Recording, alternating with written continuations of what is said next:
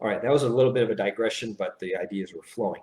Now let's get back to the main point of this video. The main point of this video is to raise people's awareness, because this movie, Limitless, is not fantasy. This is reality. This is, and I'll prove it to you right now. Now, what I'm drinking right here, may not be NZT 48. However, this does have 35 milligrams of caffeine. Now, what is caffeine? Caffeine is a drug that affects the brain, just like this fictitious NZT 48 would affect the brain.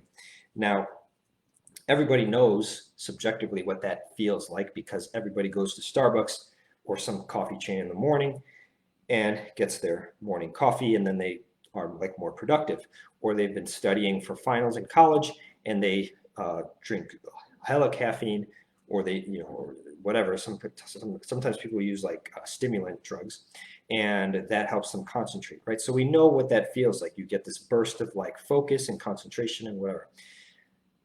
That's subjective, okay? Now let's look at the objective reality of what actually is happening in your brain. So in your brain, the cells are called neurons, and the neurons speak to each other. They speak to each other through chemicals, right? They send a chemical over to the next neuron, and that's how they communicate.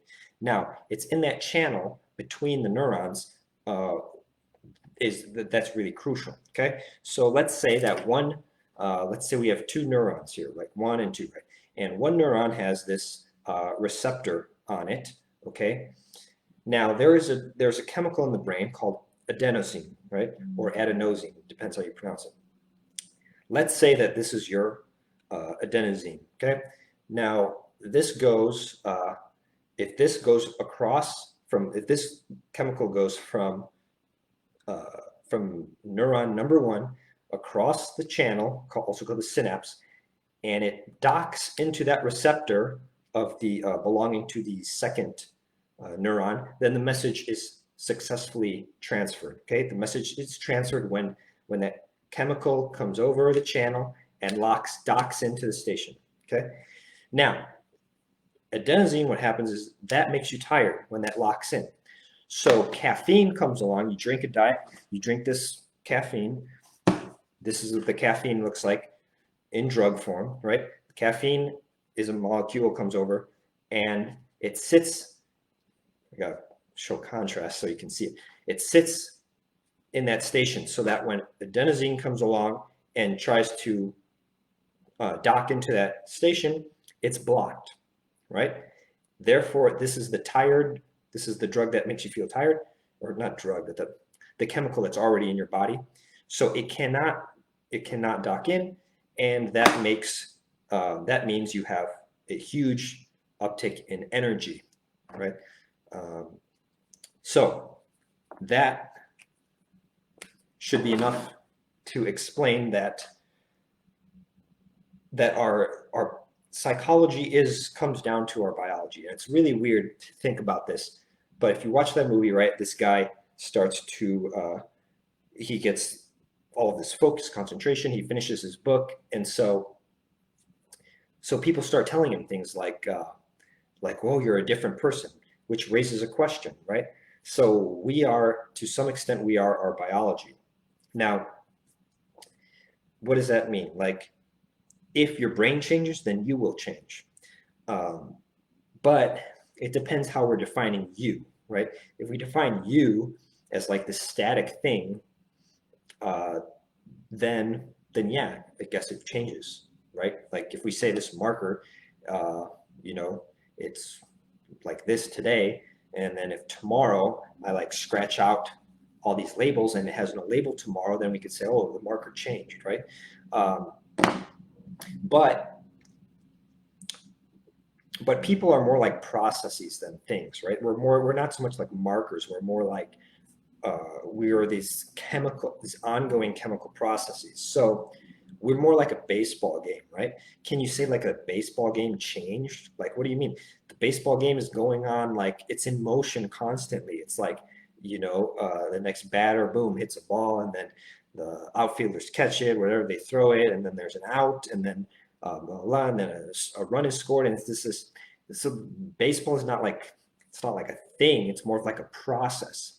And so the human being, as a biological thing, it's extremely deceptive. I mean, looking at me on camera right now, it does not, you cannot see the trillions of like neuronal communications going on in my brain right now.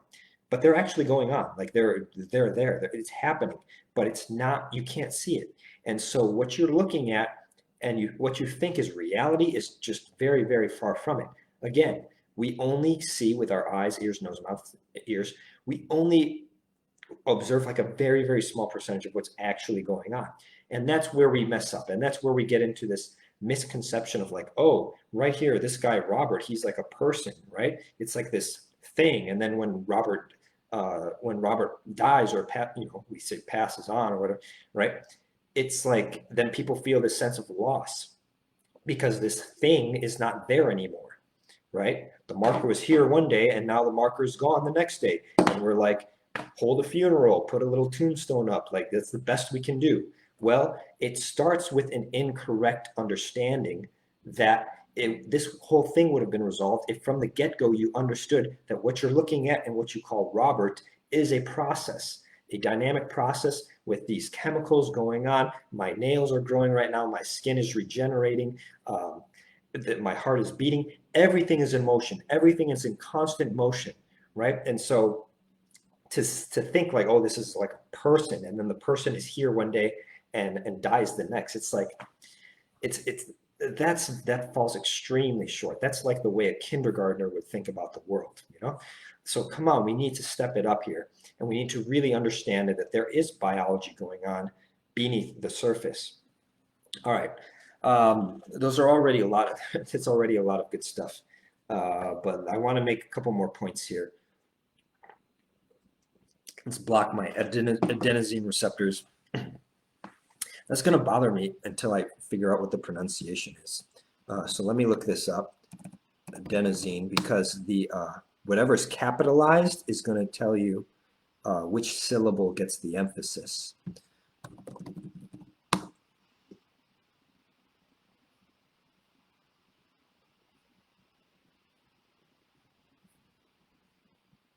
Adenosine. All right. Google says that it's pronounced adenosine, so let's go with that. Okay. So stock market. So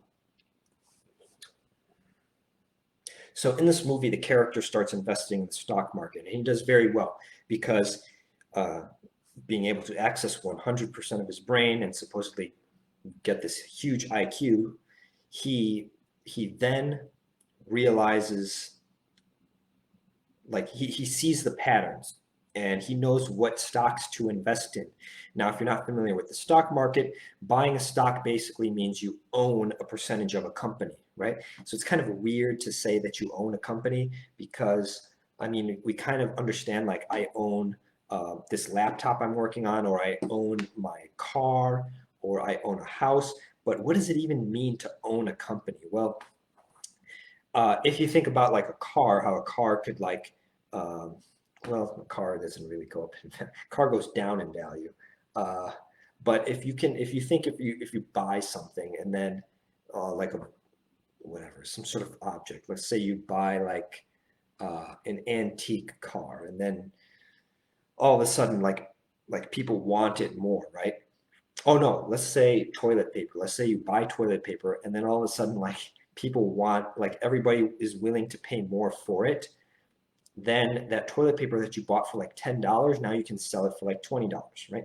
A lot of people are not going to like you, but you can sell it for $20. Now, it's kind of like a company, right? So if you think that, what's Elon Musk's company? Tesla. If you think like Tesla's going to go up in value, you buy it now at $10 for one share, one little piece of the company. And then next week, when someone wants to buy it for $20, then you sell what you bought for $10, you sell it for $20. So that's how stocks work. Now, everybody then, like who invests in stocks, basically they try to make money by buying part of a company when the company's small, and then when the company grows, they sell their little piece of the company for like double, triple, quadruple, whatever, 10 times the value. That's how people make money in the stock market. So the whole issue, though, is like you don't know if a company is going to go up or if it's going to go down. So people try to study these companies and they try to figure out, they try to hand pick good ones. And it's a complete myth. Where's that book?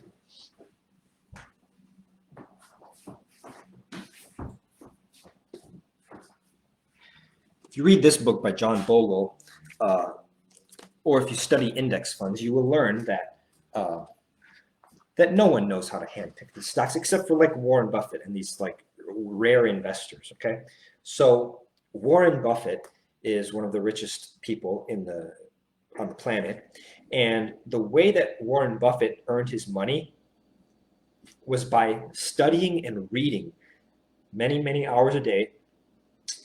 And so he learns, he knows how to uh, read read financials, read the news, whatever.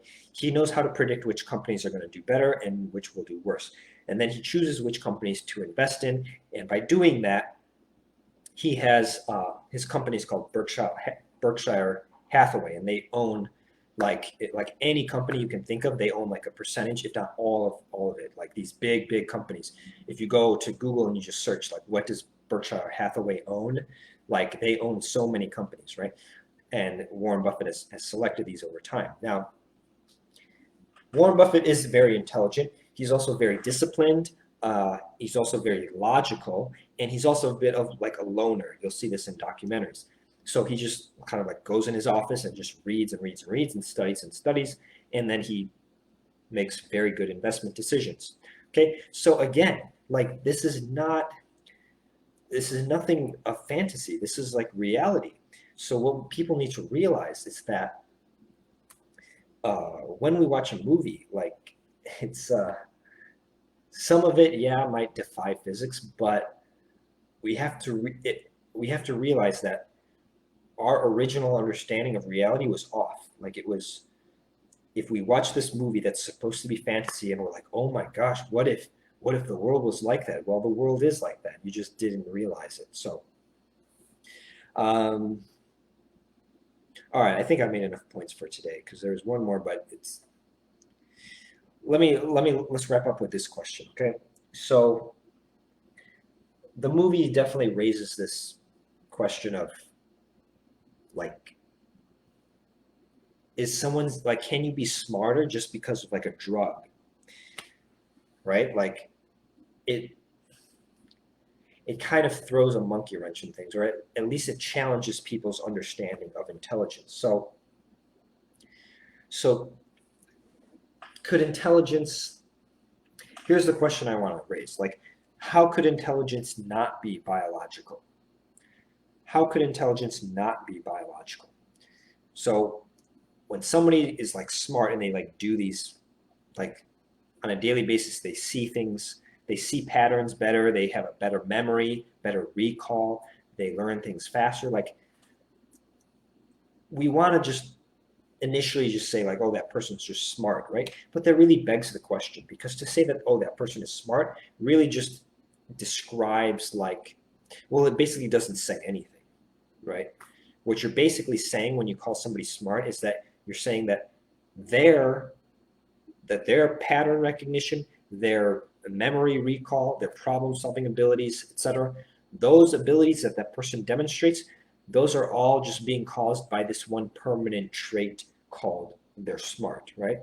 But that really begs the question, like, okay, well, what does that mean to be smart? Does that mean that your brain is bigger? Does it mean that your brain is denser? Does it mean that the neurons in your brain communicate to each other better? Does that like what does that mean? Does that mean that you sleep better at night? Because if I sleep better at night, I'm sharper the next day. If I have a horrible night of sleep, I'm like slow and I'm like horrible at solving problems. So we have to be careful with our sloppy thinking when we say, oh, that person is like smart. That really just doesn't say anything. Okay, so we need to kind of really understand that there is a lot of biology going through, a lot of biology is happening, and as a result, like we're as human beings, we're able to go about the world and do these things and accomplish different things. We're able to make videos. We're able to go for a walk. We're able to build businesses, right? All these things. But these are not things like going about accomplishing things in the world. These are processes going about and accomplishing things. Okay, so if that makes sense and if that helps, then make sure you share this video and subscribe, whether you're watching this on Facebook or on YouTube or Instagram. And yeah, and then write your questions for the next video. So think deeply and put your existence first.